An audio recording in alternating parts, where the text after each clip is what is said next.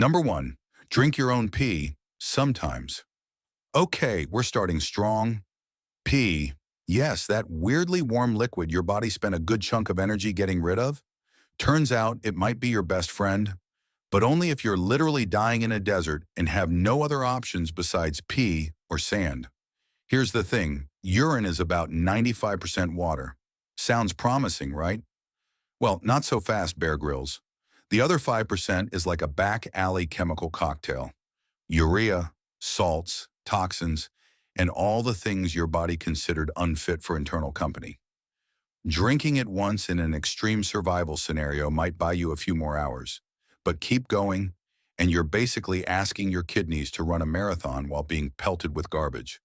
The real reason this trick exists is psychological. When your brain thinks death is coming, it gets a little experimental, and the idea of recycling your body's fluids suddenly feels rational. But medically, it's like putting your trash back in the fridge and calling it groceries. So yes, it works, but only barely. Like using a banana peel as a phone, technically doable, completely absurd, and definitely not built for long-term success. Number two, playing dead and really committing to it. If you've ever thought, wow, my anxiety just shut my whole body down, congrats. You're halfway to a legitimate survival strategy. Playing dead, or tonic immobility, is used by animals like opossums, rabbits, and apparently some very dramatic goats. But humans, we do it too, though usually involuntarily, during moments of extreme fear or trauma. Like, say, a bear mauling your campsite. Here's what's wild. This freeze response can actually save your life. Predators sometimes lose interest when prey stops moving. To them, movement equals challenge. No movement. Check her. Meh. I'll find something fresher. In survival stories, there are actual cases of people surviving attacks by going limp, slowing their breathing, and basically becoming human mannequins. Creepy, but effective. Your brain essentially overrides panic mode and pulls the emergency just play dead lever. No acting classes required. It's not foolproof. Some predators don't care. But in certain scenarios, your body's shutdown response might be the one thing that keeps you alive, which is equal parts horrifying and impressive. Number three, using your clothes as a water filter. No fancy gear, no problem. Just strip down and pray. Your shirt doesn't smell like last week's regret. In a survival situation, drinking straight from a river or swamp could land you a first-class ticket to Parasite City. But get this, you can partially filter water using your clothes. A t-shirt, sock, or even underwear, don't ask, can remove larger debris like dirt, bugs, or whatever mysterious floaty thing just winked at you. Now let's be very clear, this does not make the water safe. You're still rolling the dice on bacteria and microscopic nightmares like Giardia. But in desperate moments, this trick might delay the worst symptoms long enough to get help. Even better, if you boil the filtered water after, using a metal container or hot rocks, now you've got water that won't betray you. Maybe. It's not high-tech. It's not glamorous. But filtering water through your clothes is one of those things that shouldn't work. And still kind of does. Like fixing a broken TV by slapping it.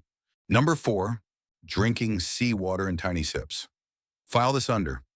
Stupid things that somehow kind of work. We all know drinking seawater is bad, right? It's saltier than a YouTube comments section, and your kidneys hate it. You drink too much of it, and your body starts pulling water out of your cells just to balance things out. End result, dehydration with a side of bloating and regret. But, and here's the uncomfortable twist, if you're dying of thirst and you sip seawater like it's a 200-year-old whiskey you can't afford, it might extend your survival time. Just a little. There's some evidence that very small, slow sips, we're talking drops, not gulps, can help delay severe dehydration in the short term. Basically, it gives your body a few drops of usable water before the salt overwhelms the system. But you better stop before your cells revolt and turn your internal organs into beef jerky. So yes, this works. Technically. But only if you're disciplined, desperate, and willing to do the physiological equivalent of tightrope walking over a pit of flaming salt. Number five, eating charcoal. Yes, really.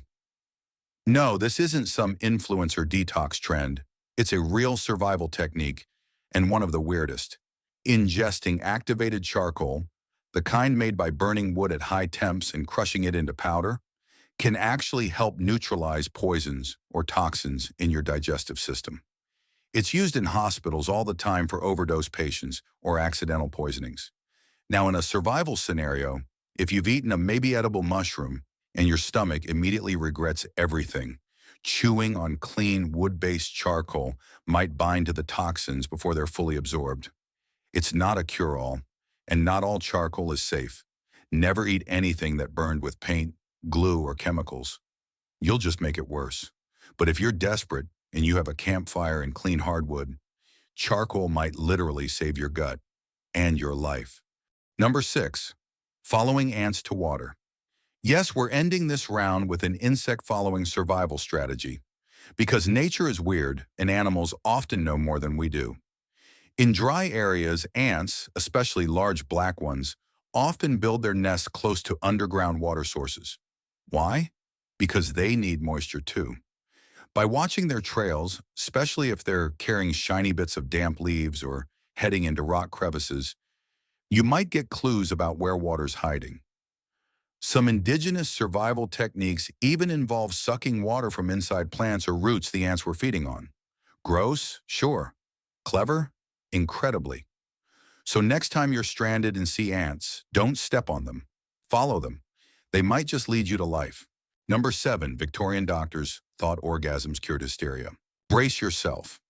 In the 1800s, female hysteria was a medical diagnosis for symptoms like anxiety, irritability, or just not smiling enough. The solution? Manual pelvic massages, performed by male doctors, until the patient reached hysterical paroxysm, a polite term for orgasm. They genuinely believed this was medical treatment, not anything remotely sexual.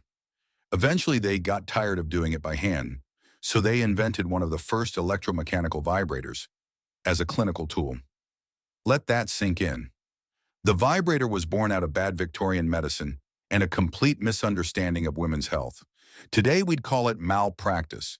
Back then, it was just another Tuesday. Number 8, mummies were ground up and eaten as medicine. No exaggeration.